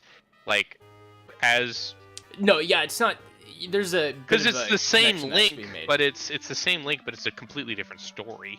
Yeah, I see what you're saying. Whereas Phantom Hourglass is the same continuation of the same story. Right, I would put it right there with Majora's Mask and Ocarina of Time. Yeah. So so I'm happy with how we placed them then, because Majora's Mask is with Ocarina of Time and Phantom Hourglass is with Wind Waker. There you go.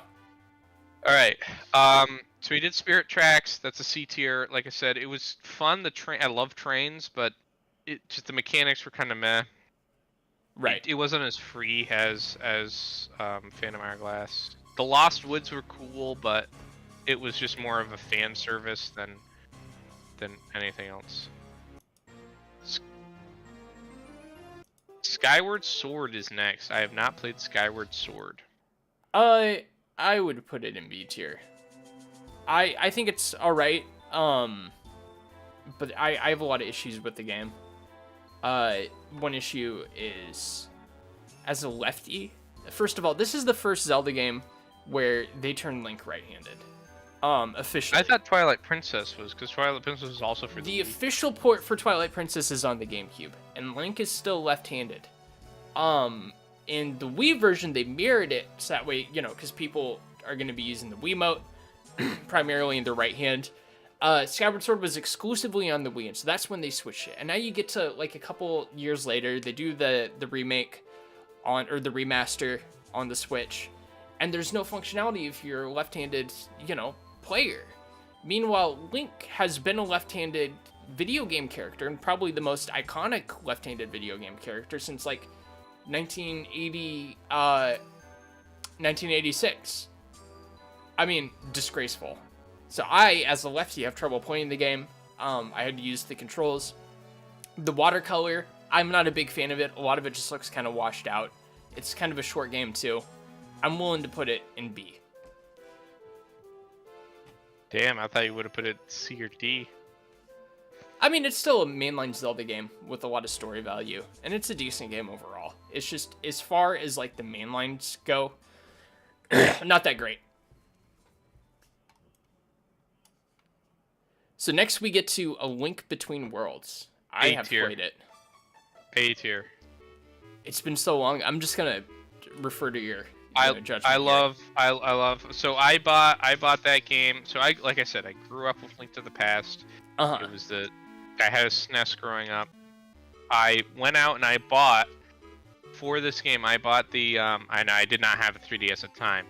I bought the limited edition Legend of Zelda: Link Between Worlds Nintendo 3DS, which comes with the game. Yeah, I've seen it. And I love Nintendo bundles because it's always cheaper to buy the system and the game than it is to buy them separately. Right. Like, they always give you a discount for buying the limited edition thing, and you have a limited edition game console, which is cool because it's like got Triforces on it and it's gold. So it's a pretty sick device. I have it in front of me. It's what I've been playing Ocarina of Time on. I loved it. I played that game the entire first weekend it came out. So it also came out. This is a funny thing. That game came out on the same day as the Xbox One, the original Xbox One. And I remember walking into Best Buy and being like, "I'm here to pick up my pre-ordered console." No, not the Xbox, you silly idiot. The 3DS. I'm just imagining an awkward teen Bobby walking in. Yes, with my friend who had a car because I had to have him drive me because my Yep, parents I remember being in that age. Yep, I was in the same boat as you. And so I got it and I played it for like a full weekend, full 3D the whole weekend. My eyes were crossed, like fully. It took days to recover from that. I remember my parents calling me down for dinner after like 4 or 5 hours of just playing this game, and I was just like, I could not see straight. But I love that game. A tier, definitely A tier. A very good game, very good sequel to Link to the Past. Just a great game. All right. Next up is technically Triforce Heroes, though I don't see it here. I'm willing to skip that one. Yeah, that one was barely a Zelda game. Finally, Breath of the Wild.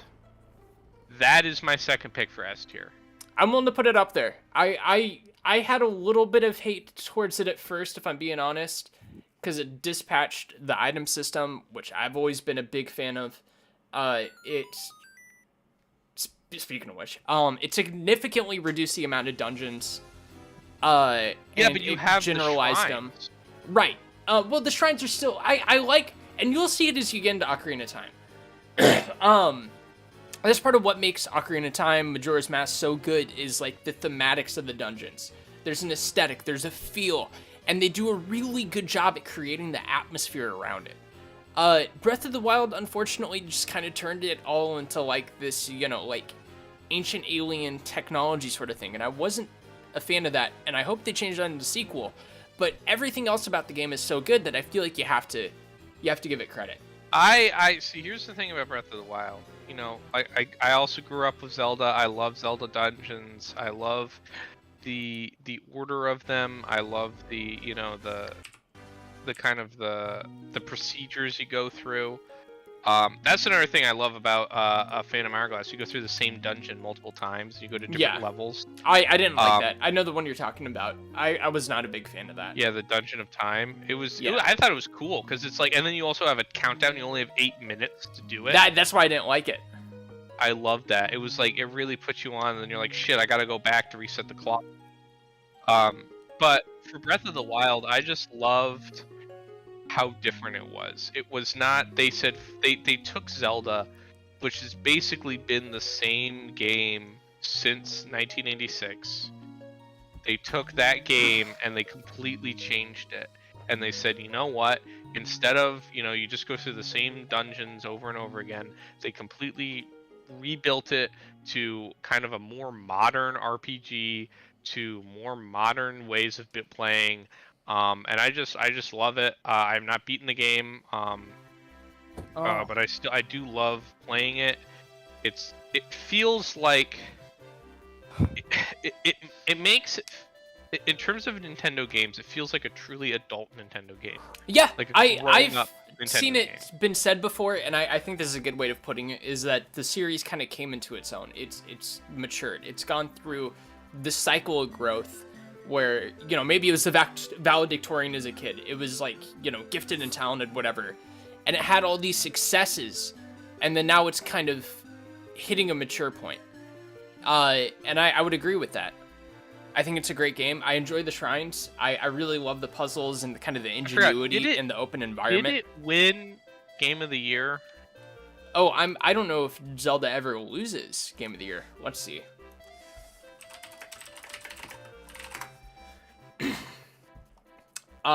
So it looks like it won some. At the Game Awards, it did win. Yeah.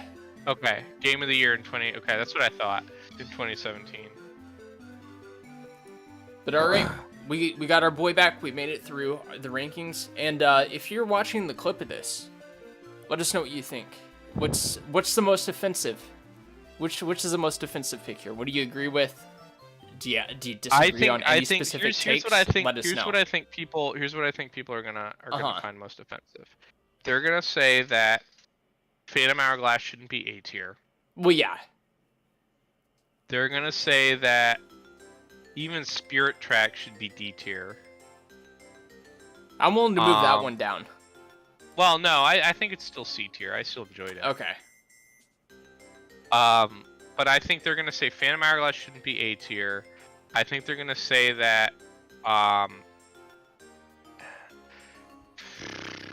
don't know. What do you think? Maybe a couple of these games are too highly ranked, and a couple of them are Twilight Princess and Skyward Sword probably would be moved up by some people. Wind Waker is the debatable S tier. I think with some people. Oh, I've heard Wind Waker's debatable B tier. And it depends on who you talk to. It's controversial, I guess, till today, but it's, some people think it's one of the best games ever made. You know. Can you delete the empty columns real quick? Yeah. Yeah, we'll use this for the thumbnail. Oh man. I was out in the rain. I was out in the rain jumping trucks and running away from semi trucks. What happened? We just needed to move a couple cars to fit a semi on a suburban road. On a simple suburban road where semi shouldn't be. So we did that. And so a car just like died in the middle of it. So we jumped it real quick, started it. It was sitting there, started for 5 minutes. And then as soon as we put it into gear, it died again. And this car was like in the middle of where like the semi was supposed to be parked. So like we had to find another jump pack and bring another car and jump it real quick again and then move it. And which car Yeah. was it that needed to be jumped over and over again? I'm not going to disclose that information on the pod. Okay, yeah. I just wasn't sure if it's like a personal vehicle. Or if it... Anyways. Well, I'm glad you guys are back. So Breath of the Wild won Game of the Year, but Horizon Zero Dawn was the other game that was nominated that was giving it a run for its money. Yeah, and I've heard that... Did the next Horizon game, did it come out this year? Because I've heard some people say something like, you know, it's going to be run out of its spot 2 years in a row. And if it came out this year, that would make sense. I gotta say, 2017 was definitely Nintendo's year, because yeah, a lot of good games. Breath of the Wild, and Super Mario Odyssey came out that year. Yeah. Yeah, the new Horizon game came out in 2023, so it's gonna get beat out by Tears of the Kingdom. Metroid Samus Returns was the best handheld game. Never played it. I heard the new Metroid best family game was Super Mario Odyssey. Best strategy game was Mario and Rabbids Kingdom Battle. Breath of the Wild won a bunch of categories.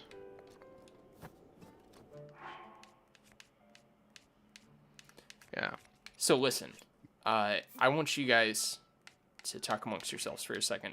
I gotta go. That entire 30 minutes of you guys talking about Zelda was so Matrix. It's like you guys are so in the Matrix. It doesn't even it's like unfathomable how in the Matrix you are. Really? Why don't you tell us how to get out of the Matrix then? What is the Matrix to you? What does it mean, Mr. Red Pill? Well, I mean, just that you guys were arguing over video games and rating them and doing this. Well, just enjoy what you enjoy. Buy what you want to buy. Don't sit there and talking about it for half an hour. You should be talking about how to make money. How to make more money. And how do you think that dovetails into our conversation?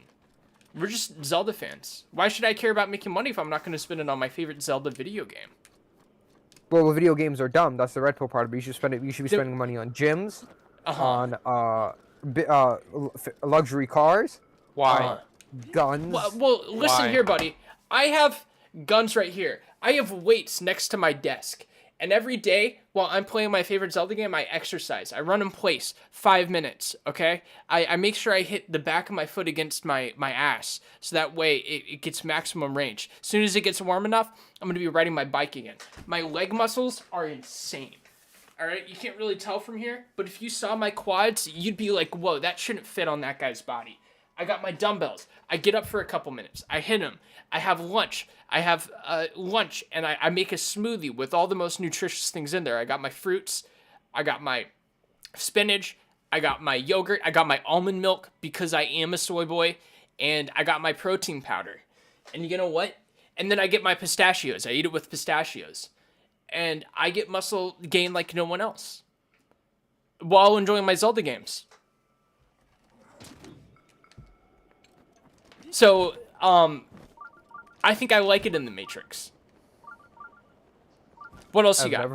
I've never heard a more depressing day to day. Why? Than that right there. I get to exercise every day. I get to do my favorite things every day. No, if anything, mine is more depressing. I get up, I have to eat on my way to school. I sit in school for hours on end, and then what do? I go to work after school. Yeah. I used to do the same thing in college. I'd have a chocolate chip Cliff Bar, and I'd have like 20 in the pantry at any given time, so that way I could just open it up while I'm driving. Yeah. And just eat it while I'm on the highway. Like literally, like in the mornings. That's like me. And then whoop de freaking do. What do I do on the weekends? I have a second job that I go to, and I work on the weekends. And then what do I do on, like, I have one free day, and that's Sunday. And then what do I do on Sunday? I have to study calculus because I have tests on Mondays. So what's the objective for you? Like, is that the objective, is to go to the gym and have guns in a car? Well, because I'll tell you something real quick. Motivated enough to go to the gym, if I'm being honest. I start at home. I think the best thing is if you just have some weights by your desk. Like, I have 2 sets of them right here. And you just get used to just stand up while you're doing your work, you know, either schoolwork or job. do a set, sit back down, do it again, and you'll kind of get these little boosts of energy that'll, help you, especially if you do it when you're getting like brain fog halfway through the day or whatever. So the thing ends up being, right, like if I did that, like I've tried doing it in the past, like I'll get sore and it'll like just demotivate me from doing anything productive. Well, yeah, that means you need to build up strength. Yeah. And I mean, don't overexert yourself either. You could start with like 5-pound weights or something like that, just enough to kind of get the ball rolling. Oh no, like here's what I did. I did like 100 push-ups, and then the next day I did another 50 push-ups when I was sore, and then I kept doing push-ups while I was sore, and then I just had enough of it. Like a week later, I was like, yeah, I'm not gonna keep doing that again. Yeah, I mean, you And don't then have to do I'll that take much. a break. And then I was sore for like 3 days straight after, just not even exerting anything, just living life day-to-day basis of just sore. Yeah. And it got real annoying real quick. And I mean, you get used to it too. If you're pushing yourself all the time, you'll get used to it. Yeah, and the issue ends up being I'm already pushing my life like academically and physically. It's like, bro, like I can only do so much as a person and still be sane at the end of the day.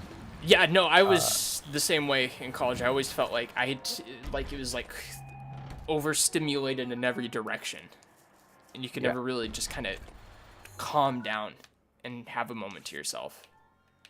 And what sucks is I'm even pushing myself even further. I'm like pushing more responsibility on myself, and I kind of don't know how to stop. Well, is this something like and I know I keep putting everything in terms of myself, but it's kind of how I'm trying to fathom it. Yeah, no worries. Well, yeah, or how I'm trying to relate. I have to do things, or else I start getting really nervous, and I feel like I'm not doing enough with my time. Are you kind of that way? Because it kind of sounds like you are. Yes and no. Everyone needs some time to just sit down and do nothing.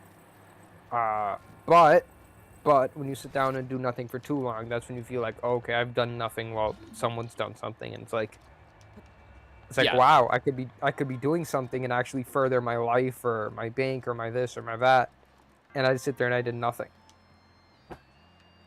Right. Then I'm like, wow. Then I think I'm a loser. What I used to do a lot in college is I was playing a lot of guitar, and I was trying to write a lot, and I had I was recording a lot of music. I mean, that's why I have all the audio equipment here. And I would always see interviews of like musicians in their mid-20s or late 20s or whatever it was, whatever age I was at the time.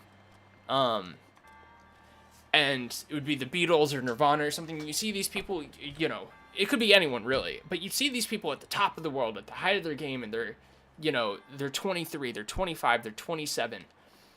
And you look at them, and you're doing all this stuff day in, day out, and you're like, wow, I feel like a loser, because these people had it figured out. And it just always pushed me. I would always do more stuff, and I would feel worse about myself. And then till one point, I was just kind of like, something happens, and if it doesn't, it doesn't.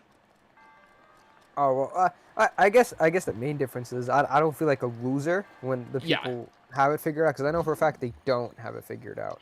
Like, they don't. Like that was kind of the caveat.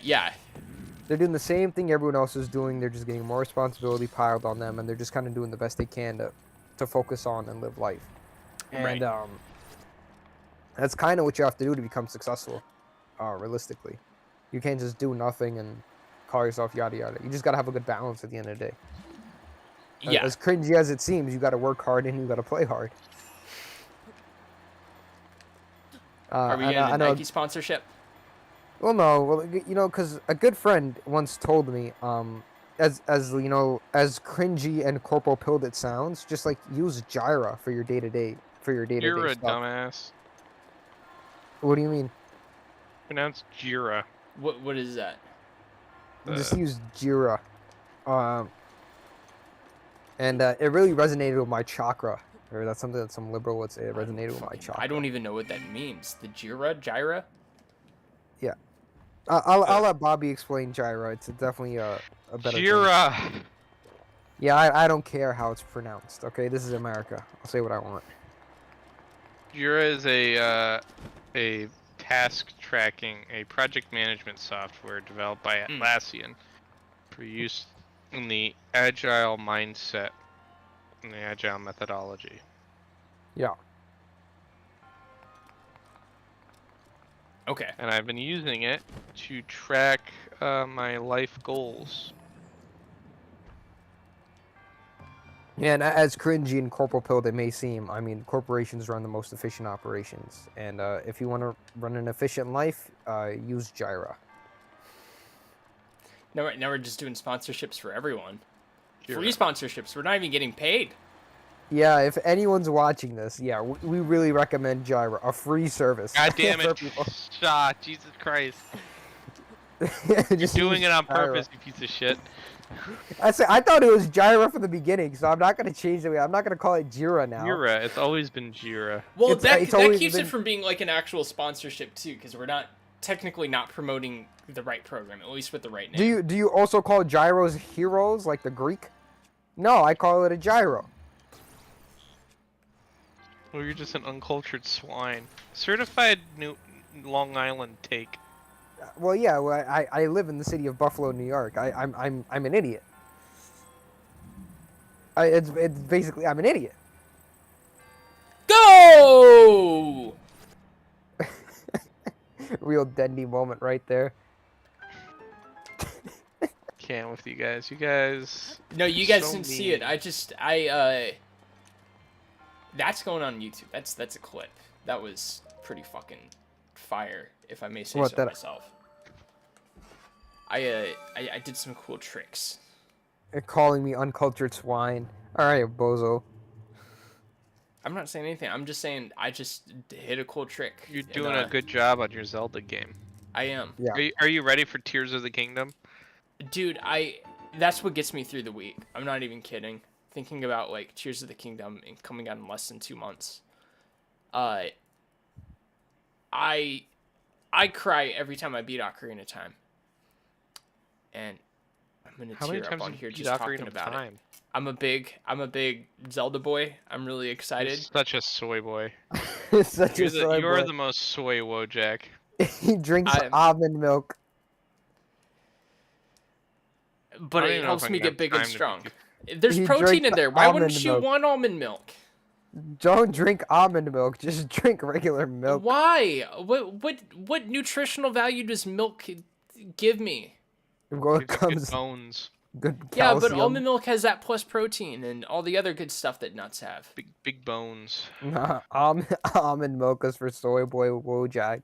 It's not soy. It's like literally soy is like its own thing. You guys Yeah, don't girls. understand. Yeah, yeah, get up your estrogen levels, man. Well, jokes on you. I actually exercise and eat the way I do to keep my testosterone levels high. I'm trying to keep them higher. Yeah, it's because you keep subsidizing the estrogen in you with the almond milk. Well, it's kind of You're avoidable. subsidizing the estrogen. Unavoidable. I would beg to differ. I mean, if you took a profit and loss of my testosterone levels, I would be one of the highest earners in America. Speaking of, I profited and lost my one of my school's things, so I'm waiting. I foiled it. I'm waiting for them to get back to me. Wait, what does that mean? I mean, I know we what have- foil means, but So I you- was interested in how much money this building's making Uh-huh. off its students. So I foiled the profit and loss statements and just general accounting information like payroll and stuff like that for the past 3 years of the building's operation. when are you gonna be like a journalist for the school? Like join the school newspaper? I feel like that's your calling. You gotta like name and harass cops and figure out how much everyone's making and you know and you have like an actual reason to do it and something you can put on a resume. So here's the thing. A lot of people don't get this, and this is Uh-huh. why the governments are in power. Information is the biggest weapon you can have. If you know, you can plan out your strategies and stuff. Uh-huh.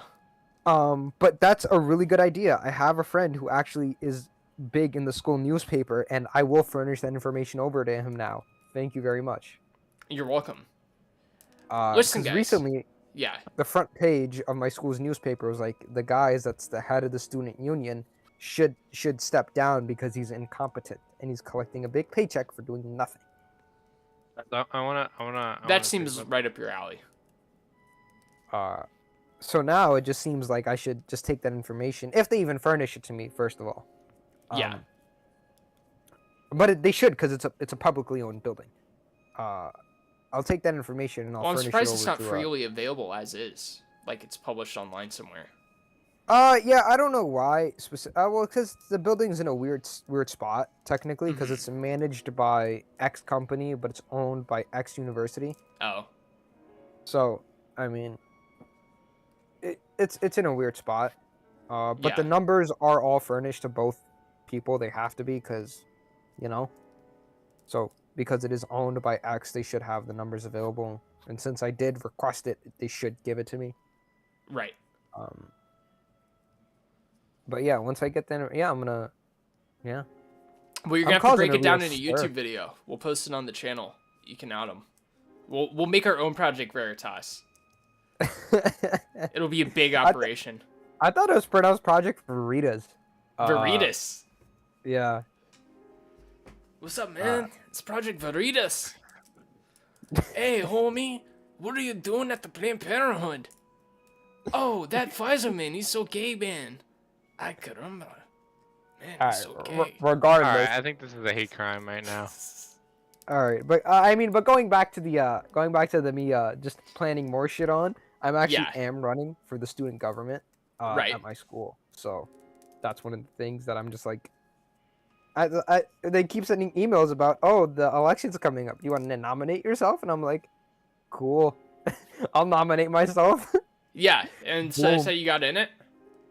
Well, I got to go to a meeting next week on it. Yeah. On the election rules and yada yada yada. And then my name's on the ballot though. Apparently, I'm registered. I'm eligible. And yeah. Well, good luck to you. I hope you win. Yeah. Well, guys, if you don't have anything else you want to add, I got to go eat dinner. So I'm thinking about wrapping it up here. All right. It's been a good podcast. Yeah, it's been a good pod. A lot of great content we're gonna put over the next couple days. I just really want to say that you guys are big nerds for spending 40 minutes on Legend of Zelda. Listen. Well, next time maybe we'll have like a Matrix versus Red Pill debate. I very much enjoy video games. I do too. And single player video games are very fun. You need stuff to make the grind worth it. That's what it is for me. And if the grind is a $30 video game, 30? You mean 60? All right, Mr. Corporal Pilled Inflation. No, they've always been $60. You know, actually, ironically, it's like the one thing that has not been affected by inflation over the past like 20, 30 years. It has actually. It's actually gone down. My mom tells me that SNES games used to be $80 back in the 80s. I think NES games may have even been in the hundreds. Yeah. And then they said all right, $60 is like the golden zone where people still continuously buy them for the highest price possible. And then now some PS5 games are $70, some, the ultimate editions are $100. Travis, you want a soy face real quick? Real quick. I just want to look at one thing.